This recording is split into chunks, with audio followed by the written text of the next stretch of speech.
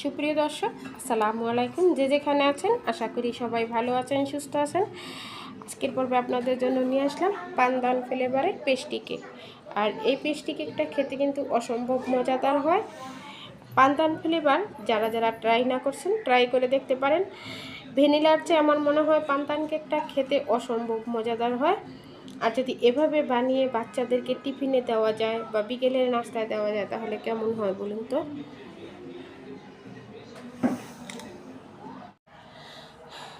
আজকে ডেকোরেশন করব, আপনাদের সাথে শেয়ার করব 2 পাউন্ডের একটা পান্দান ফ্লেভারের কেক।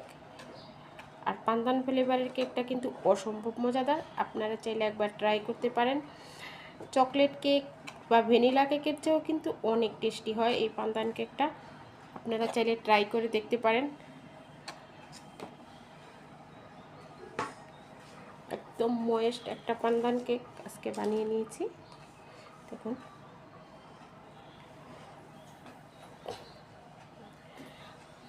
প্রথমত আমি কেকের একটা লেয়ার দিয়ে দিলাম, দিয়ে এখন সুগার সিরাপ দিয়ে দেব। আপনারা চাইলে চামিচ দিয়েও দিতে পারেন বা ব্রাশ দিয়েও দিতে পারেন। সুগার সিরাপ দেওয়া হয়ে গেলে এখন আমি একটা পাইপিং ব্যাগের সাহায্যে ভিতরে দিয়ে দেব ক্রিম। আর এখানে আমি ক্রিমটা বানানোর সময় ক্রিমের ভিতরে পান্তান যে ফ্লেভারটা আছে এটা দিয়ে দিছি। আপনারা এই পান্তান ফ্লেভারটা দিয়ে দেখবেন অসম্ভব টেস্টি হয় ক্রিমের ভিতরে। ক্রিমটা দেওয়া হয়ে গেছে, এখন আমি আরেকটা লেয়ার দিয়ে দেব, দিয়ে আবারও সুগার সিরাপ দিয়ে দেব।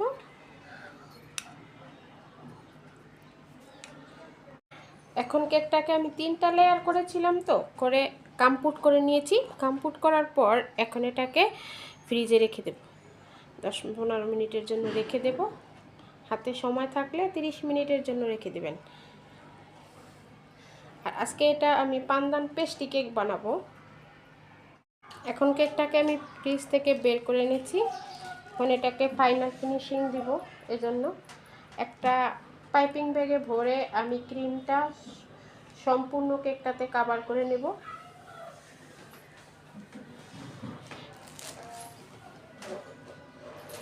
পেস্ট্রি কেকের সাইডে অতটা সুন্দর করে ক্রিম ফিনিশিং আনতে হয় না, তারপরেও একটু ফিনিশিং দিয়ে দেব আমি। এটা যেহেতু পেস্ট্রি কেক হবে তাই আমি উপরেরটা অতটা ভালো করে ফিনিশিং দেইনি, সাইডেও ভালো করে ফিনিশিং দেইনি। এটার উপরে এখন আমি দিয়ে দিব গানাশ।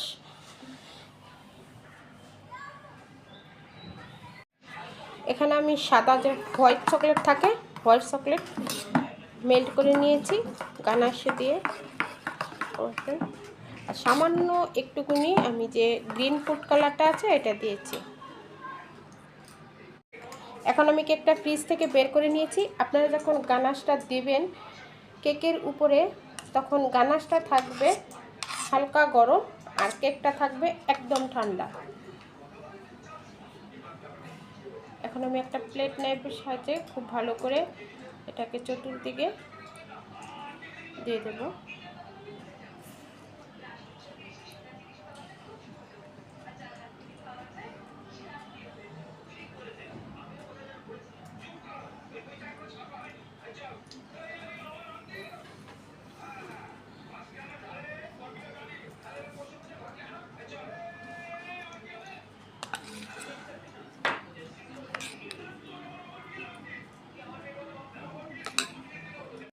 কেকটাকে গানাশ দিয়ে একটু ফ্রিজিং করে নিয়েছি।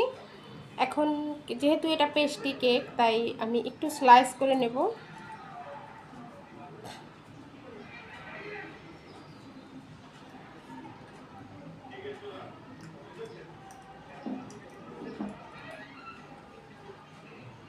স্লাইস করে তারপর আমি এটাতে ডিজাইন করব।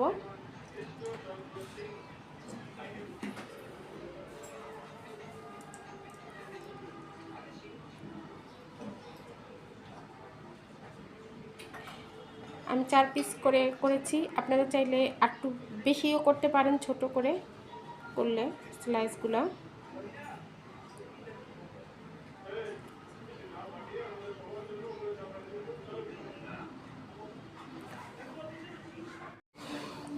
পিস করা হয়ে গেছে। এখন আমি একটু ডিজাইন করে দেব। আপনারা আপনাদের পছন্দ মতো একটু ছোট ডিজাইন করে দিবেন, তাহলে কিন্তু এই পেস্ট্রিটা খেতে দেখতে যেমন সুন্দর, খেতেও কিন্তু অসম্ভব মজাদার হবে। আর বাচ্চারা একটু ডিজাইনের কেক হলেই পছন্দ করে। আমরা কিন্তু এই কেকগুলো দোকান থেকে বাচ্চাদেরকে কি বেশি দামে কিনে দিই, যদি বাসায় এভাবে করে বানিয়ে দেই তাহলে তো মনে করেন আর দোকান থেকে কিনে এনে খাওয়াতে হয় না। আপনারা চাইলে এখানে যে গানাশটা না দিয়ে চকলেটও গ্রেট করে দিতে পারবেন।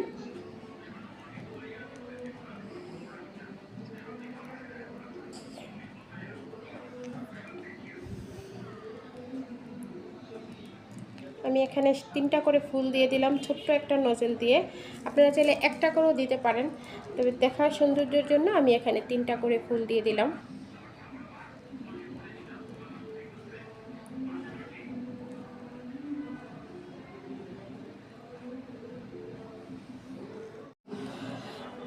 এই যে দেখুন রেডি হয়ে গেল আমার অসম্ভব মজাদার পান্দান কেক। দেখতে কেমন হয়েছে বলুন তো? লেমন কেকের মতো মনে হচ্ছে, তাই না? আসলে কিন্তু এটা লেমন কেক না, এটা পান্দান কেক। দেখলেন তো কত সহজে বানিয়ে দিলাম। আর এভাবে বানিয়ে আপনারা বাচ্চাদেরকে খেতে দিতে পারেন টিফিনে, বা এমনিতেও বাচ্চারা কেক খেতে পছন্দ করে। বাচ্চা কেন বলি, বড়রাও পছন্দ করে। এভাবে আপনারা ট্রাই করে দেখতে পারবেন। এই পেস্ট্রি কেকগুলো আপনারা নিতে পারবেন। যদি নিতে চান তাহলে ইনবক্স করবেন। খুব মজাদার একটা কেক। আশা করি আপনাদের কাছে ভালো লেগেছে। ভালো লাগলে লাইক, কমেন্ট এবং বেশি বেশি করে শেয়ার করবেন।